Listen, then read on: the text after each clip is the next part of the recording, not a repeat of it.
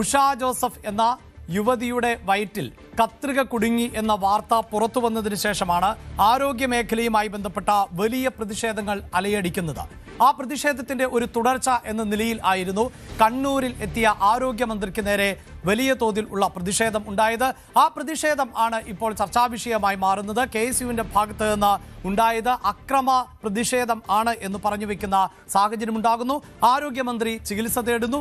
വിദഗ്ധ സംഘം വിദഗ്ധ പരിശോധന നൽകുകയും ചെയ്യും.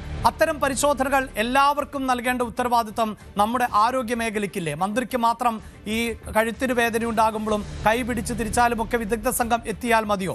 അങ്ങനെയുള്ള ഒരു കരുതൽ ഉണ്ടായിരുന്നുവെങ്കിൽ ഇത്തരം പ്രതിഷേധങ്ങൾക്ക് വഴിവെക്കേണ്ടതായി വരുമായിരുന്നു. നേരത്തെ നമ്മൾ MV ഗോവിന്ദന്റെ പ്രതികരണവും കേട്ടതാണ്. ഇതെല്ലാം ഒറ്റപ്പെട്ട സംഭവം എന്നാണ് MV ഗോവിന്ദൻ പറഞ്ഞു വെക്കുന്നത്. പ്രിയ പ്രേക്ഷകരെ, അവിടെ ചില കണക്കുകൾ നമുക്കൊന്ന് നോക്കിപ്പോകേണ്ടതായിട്ടുണ്ട്. ഇത് വലിയ ഡേറ്റയൊന്നുമല്ല, മറിച്ച് ഈ കഴിഞ്ഞ 6 മാസത്തിനിടെ ദൃശ്യ ശ്രവ്യ അച്ചടി മാധ്യമങ്ങളിൽ പുറത്തു വന്ന വാർത്തയുടെ കണക്കാണ്.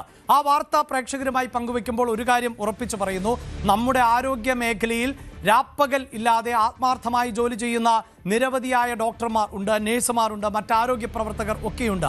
അവർ ഡ്യൂട്ടി സമയം പോലും നോക്കാതെ ഒരു അസുഖത്തിന്റെ തീവ്രത മനസ്സിലാക്കിക്കൊണ്ട് കൃത്യമായി ചികിത്സിക്കുന്നവർ ഉണ്ട്. അതുകൊണ്ട് പിഴവുകൾ ചൂണ്ടിക്കാണിക്കപ്പെടാതെ പോകാനും പറ്റാത്ത സാഹചര്യം കൂടി ആണ് ഉള്ളത് എന്നത് തന്നെയാണ് എടുത്തു പറയേണ്ടത്. ഇവിടെ പ്രേക്ഷകരുമായി പങ്കുവെക്കുന്ന വിവരം ഇത്തരത്തിൽ മാധ്യമങ്ങളിൽ വന്ന വാർത്തകൾ മാത്രമാണ്. അതോടൊപ്പം തന്നെ മാധ്യമങ്ങളിൽ വരാത്ത വാർത്തകളും നിരവധിയാണ്. ഉഷ ജോസഫിന്റെ വിവരം പുറത്തു വന്നതിന് ശേഷം സർജറികളിൽ പിഴവ് പറ്റിയ ആളുകളുടെ വിവരങ്ങൾ, പ്രത്യേകിച്ച് കാൽമുട്ടിന് ശസ്ത്രക്രിയ ചെയ്ത ആളിന്റെ കാഴ്ച നഷ്ടപ്പെട്ട സാഹചര്യം, അങ്ങനെയുള്ള വാർത്തകൾ, അതായത് പ്ലാസ്റ്റർ ഇട്ടതിന് ശേഷം കൈ വളഞ്ഞു പോയ ആളിന്റെ വാർത്തകൾ, അങ്ങനെ നിരവധിയായ വാർത്തകൾ പുറത്തു വന്നുവെങ്കിൽ എപ്പോഴാണ് ഈ വിവാദം ഇത്തരത്തിൽ കത്തിപ്പടർന്നത് എന്നതാണ്. ഈ മാസം, അതായത് ഫെബ്രുവരി മാസം 19-ാം തീയതിയായിരുന്നു വീട്ടമ്മയുടെ വയറ്റിൽ കത്രിക മറന്നുവെച്ചു എന്ന വാർത്ത പുറത്തു വന്നത്. ആലപ്പുഴ മെഡിക്കൽ കോളേജിൽ ശസ്ത്രക്രിയയ്ക്ക് വിധേയയായ ഉഷ ജോസഫിന്റെ വയറ്റിൽ ആയിരുന്നു കത്രിക മറന്നുവെച്ചത്.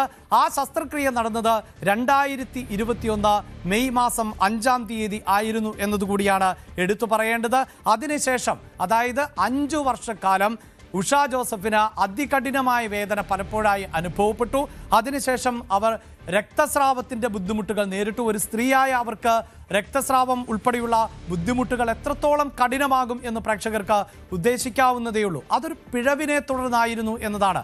ഇപ്പോഴാണ് ആ യുവതിയുടെ ശരീരത്തിൽ ഒരു കത്രികയുണ്ടായിരുന്നു എന്ന് തിരിച്ചറിയുകയും അങ്ങനെ സർജറിയിലൂടെ അത് പുറത്തെടുക്കുകയും ചെയ്തത് എന്നതാണ്. അപ്പോഴും ഈ വിഷയത്തെ ഒറ്റപ്പെട്ട സംഭവം എന്ന് പറയുന്നു. മാത്രവുമല്ല, ആ സർജറിയുടെ ഉത്തരവാദിത്വമുള്ള ഡോക്ടറിൻ്റെ ഭാഗത്ത് നിന്നുണ്ടായത് 10 സെൻറ്റിമീറ്ററിലധികം വലിപ്പമുള്ള ആ ശസ്ത്രക്രിയാ ഉപകരണം, ഒരു കത്രിക വയറ്റിൽ കുടുങ്ങിപ്പോയി എന്നതുകൊണ്ട് ഒന്നും സംഭവിക്കില്ല എന്നതായിരുന്നു. അപ്പോൾ അവർ അനുഭവിച്ച വേദന, ആ രക്തസ്രാവം പോലെയുള്ള ബുദ്ധിമുട്ടുകൾ, അതിൻ്റെ ഉത്തരവാദിത്വം ആർക്കാണ് എന്നതാണ് എടുത്തു പറയേണ്ടത്.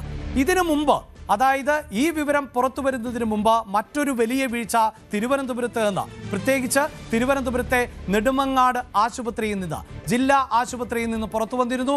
അത് 2 ദിവസം മുമ്പാണ്, ഫെബ്രുവരി 17-നാണ്. അത് എല്ലാവരെയും വേദനിപ്പിച്ച ഒന്നായിരുന്നു. അതായത് പ്രസവത്തെ തുടർന്ന് കുഞ്ഞു മരിച്ചുപോയ സാഹചര്യം ഉണ്ടായി എന്നുള്ളതാണ്. നെടുമങ്ങാട് ആശുപത്രിയിലെ ഡോക്ടർമാർക്ക് പിഴവ് സംഭവിച്ചു എന്ന റിപ്പോർട്ട് തന്നെയാണ് വന്നത്. കാലങ്ങളോളം കാത്തിരുന്ന ശേഷമായിരുന്നു ആ ദമ്പതികൾക്ക് ഒരു കുട്ടി ജനിച്ചത് എന്നിടത്താണ് ആ വീഴ്ച അങ്ങേയറ്റം ഗൗരവതരമായി മാറുന്നത്. അതായത് പ്രിയ പ്രേക്ഷകരെ, ഈ മാസം ഈ വാർത്ത ഞാൻ നിങ്ങളുമായി പങ്കുവെക്കുമ്പോൾ തന്നെ അങ്ങേയറ്റം ഗുരുതരമായ 2 വിഷയങ്ങൾ മുന്നിൽ ഉണ്ട് എന്നതാണ്. തീരുന്നില്ല. ഇനി നമുക്ക് പോകേണ്ടത് കഴിഞ്ഞ ജനുവരി 26-ാം തീയതി കേരളത്തെ ഞെട്ടിച്ച ഒരു ദൃശ്യമുണ്ട്. അതായത് ഒരു യുവാവ് നെഞ്ചുവേദനയെ തുടർന്ന് ആശുപത്രിയിലേക്ക് ഓടിയെത്തുന്നു. ആ യുവാവ് ആശുപത്രിയിലേക്ക് ഓടിയെത്തുമ്പോൾ അവിടുത്തെ ഗ്രിൽ തുറക്കാൻ പോലും അവിടെയുള്ളവർ തയ്യാറായില്ല എന്നതാണ്. അങ്ങനെ ചികിത്സ വൈകിയതിനെ തുടർന്ന് ബിസ്മീർ എന്ന യുവാവ് മരണപ്പെടുന്ന സാഹചര്യമുണ്ടാകുന്നു. വിളപ്പിൽ ചാലിയിലെ സാമൂഹ്യ ആരോഗ്യ കേന്ദ്രത്തിൽ ആയിരുന്നു ഇത്തരത്തിൽ ഒരു പിഴവ് ഉണ്ടായി എന്ന വിവരം പുറത്തു വന്നത്. അതേ തുടർന്നാണ് ബിസ്മീർ മരണപ്പെടുകയും ചെയ്തത്.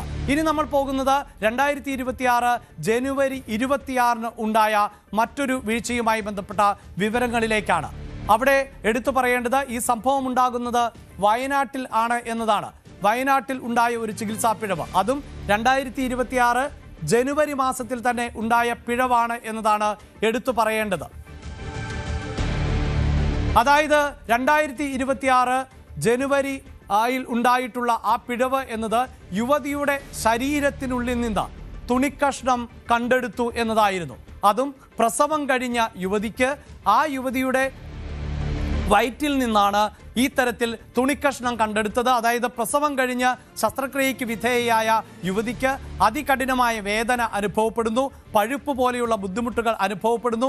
അങ്ങനെ അനുഭവപ്പെട്ടതിനെ തുടർന്ന് വീണ്ടും ചികിത്സ തേടിയ ഘട്ടത്തിൽ ആയിരുന്നു ഈ മാനന്തവാടി സ്വദേശിനിയായുള്ള യുവതിയുടെ ശരീരത്തിനുള്ളിൽ പ്രസവം കഴിഞ്ഞ് നടത്തിയ ശസ്ത്രക്രിയയുടെ ഭാഗമായി തുണിക്കഷ്ണം കണ്ടെടുത്തത്.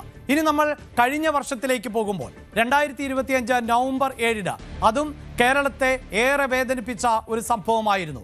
ചവറ സ്വദേശി വേണു മരണപ്പെടുന്നു. കൊല്ലം ജില്ലാ ആശുപത്രിയിൽ മതിയായ ചികിത്സ ലഭിച്ചിരുന്നുവെങ്കിൽ വേണു ഇന്ന് ജീവിച്ചിരിക്കുമായിരുന്നു. മരണത്തിലേക്ക് മടങ്ങുന്നതിന് മുമ്പ് വേണു തന്നെ പലരുമായി ഫോണിൽ സംസാരിച്ച ശബ്ദരേഖ അതിനുശേഷം പുറത്തു വന്നത് നമ്മൾ മറന്നുപോയിട്ടുണ്ടാകില്ല. ആശുപത്രിയിലെത്തിയപ്പോൾ എങ്ങനെയായിരുന്നു ആശുപത്രി ജീവനക്കാരുടെ പെരുമാറ്റം എന്ന്, അവിടെയുണ്ടായ അനാസ്ഥ എത്രത്തോളം എന്ന്, അങ്ങനെ പിന്നീട് അവിടെ ചികിത്സ ലഭിക്കാതെ തിരുവനന്തപുരം മെഡിക്കൽ കോളേജിലേക്ക് എത്തുകയും കൃത്യമായ വീഴ്ച സംഭവിച്ചു എന്ന് അന്വേഷണത്തിലടക്കം കണ്ടെത്തുകയും ചെയ്തു. പക്ഷേ തിരുവനന്തപുരം മെഡിക്കൽ കോളേജിൽ എത്തിച്ചുവെങ്കിലും വേണുവിൻ്റെ ജീവൻ രക്ഷിക്കാൻ സാധിച്ചില്ല. ഒപ്പം ഇതാ നവംബർ 9 ശിവപ്രിയ എന്ന തിരുവനന്തപുരംകാരിക്ക്, കരിക്കകം സ്വദേശിനിയായ ശിവപ്രിയയ്ക്ക് പ്രസവശേഷം അണുബാധയുണ്ടാകുന്നു. പ്രസവത്തിന് ശേഷം ഡിസ്ചാർജ് ചെയ്ത് ആശുപത്രിയിൽ നിന്ന് വീട്ടിൽ എത്തിയപ്പോഴാണ് ആ അണുബാധ ശ്രദ്ധിക്കപ്പെട്ടത്. തിരുവനന്തപുരം SAT ആശുപത്രിയിൽ ആയിരുന്നു പ്രസവം നടന്നത്. പക്ഷേ അതിൽ ആശുപത്രിയിൽ നിന്ന് തന്നെയാണ് അണുബാധയുണ്ടായത് എന്ന് ഉറപ്പിക്കുന്നില്ല. കാരണം ആശുപത്രിയിൽ നിന്ന് ഡിസ്ചാർജ് ചെയ്ത് വീട്ടിലേക്ക് എത്തിയതിന് ശേഷം ആയിരുന്നു അണുബാധ. അതിനെയൊക്കെ ശാസ്ത്രീയമായി തെളിയിക്കുക എന്നത് സാധാരണക്കാരായ ആളുകളെ സംബന്ധിച്ചിടത്തോളം ഏറെ പ്രയാസകരമാണ്. ഒരു പക്ഷേ ഡിസ്ചാർജ് അന്ന് അല്ല, ഒരു ദിവസം കൂടി വൈകുകയും അവിടെ വെച്ച് ഈ അണുബാധ ശ്രദ്ധിക്കപ്പെടുകയും ചെയ്തിരുന്നുവെങ്കിൽ ആശുപത്രിക്ക് അത് സമ്മതിക്കേണ്ടതായി വന്നേനെ. പക്ഷേ ഇത് ഈ പറയുന്നത് പോലെ ഡിസ്ചാർജ് ചെയ്ത തൊട്ടടുത്ത ദിവസമായതുകൊണ്ട് തന്നെ ആശുപത്രി അധികൃതർ പറയുന്നത് ആശുപത്രിയിൽ നിന്നല്ല അണുബാധ ഉണ്ടായത് എന്നതാണ്. ഇനി മറ്റൊന്നുകൂടിയുണ്ട്. 2025 ഒക്ടോബറിൽ പുറത്തു വന്ന മറ്റൊരു വാർത്ത. അത് 9 വയസ്സുകാരിയായ വിനോദിനിയുടെ കൈ മുറിച്ചു മാറ്റിയ ഒരു കൊച്ചു പെൺകുട്ടിയുടെ എത്രയോ വലിയ സ്വപ്നങ്ങളാണ് തകർക്കപ്പെട്ടത് എന്ന് പ്രേക്ഷകർ ഒന്ന് ആലോചിച്ചു നോക്കൂ. പാലക്കാട് ജില്ലാ ആശുപത്രിയിലെ അധികൃതർ കൃത്യമായി ചികിത്സ നൽകിയിരുന്നുവെങ്കിൽ ആ പെൺകുട്ടിക്ക് തൻ്റെ വലത് കൈ നഷ്ടമാകുമായിരുന്നില്ല. പ്രിയ പ്രേക്ഷകരെ, ഹർഷീന ഉൾപ്പെടെ കേരളം ചർച്ച ചെയ്യപ്പെട്ട നിരവധി വാർത്തകൾ ഉണ്ട്.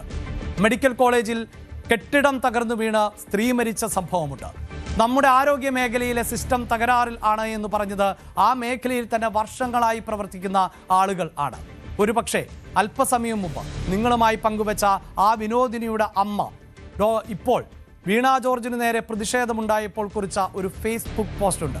അതിൻ്റെ ആഴം ആ പെൺകുട്ടിയുടെ കുടുംബം നേരിടുന്ന, ഇവിടെ ഇതാ ആരോഗ്യമന്ത്രി ഒരു സ്ത്രീയാണ്, അവർ പ്രായമുള്ള സ്ത്രീയാണ്, അവർക്ക് BP ഉണ്ടാകാം, ഷുഗർ ഉണ്ടാകാം, കുഴഞ്ഞു വീണിരുന്നു എങ്കിലോ എന്നൊക്കെ ചോദിക്കുന്നവരോട് വേണുവിൻ്റെ കുടുംബത്തിലും ഒരുപാട് സ്ത്രീകൾ ഉണ്ട്. ബിസ്മീറിൻ്റെ ഭാര്യയ്ക്കും ഭർത്താവിനെയാണ് നഷ്ടപ്പെട്ടത്. ഈ പറയുന്ന ഉഷയും ഒരു സ്ത്രീയാണ്, വിനോദിനി ഒരു പെൺകുട്ടിയാണ്. ആ പെൺകുട്ടിയുടെ അമ്മയുടെ ഫേസ്ബുക്ക് പോസ്റ്റിൽ അവർ ഇങ്ങനെയാണ് കുറിച്ചിട്ടുള്ളത്. അതായത് 9 വയസ്സുള്ള ഒരു പെൺകുട്ടിയുടെ വലത് കൈ മുറിച്ചു മാറ്റുമ്പോൾ ഉണ്ടായ വേദനയൊന്നും ആരോഗ്യമന്ത്രിക്ക് ഉണ്ടായിട്ടില്ല എന്ന്. തീർച്ചയായും ആരോഗ്യ കേരളം എല്ലായിടത്തും അഭിമാനത്തോടെ തലയുയർത്തി നിൽക്കുമ്പോഴും പിഴവുകൾ ചൂണ്ടിക്കാണിക്കപ്പെടുക തന്നെ ചെയ്യണം, പിഴവുകൾ തിരുത്തുകയും വേണം. കൂടുതൽ വാർത്തകൾക്ക് News 18 Keralam YouTube channel subscribe ചെയ്യുക.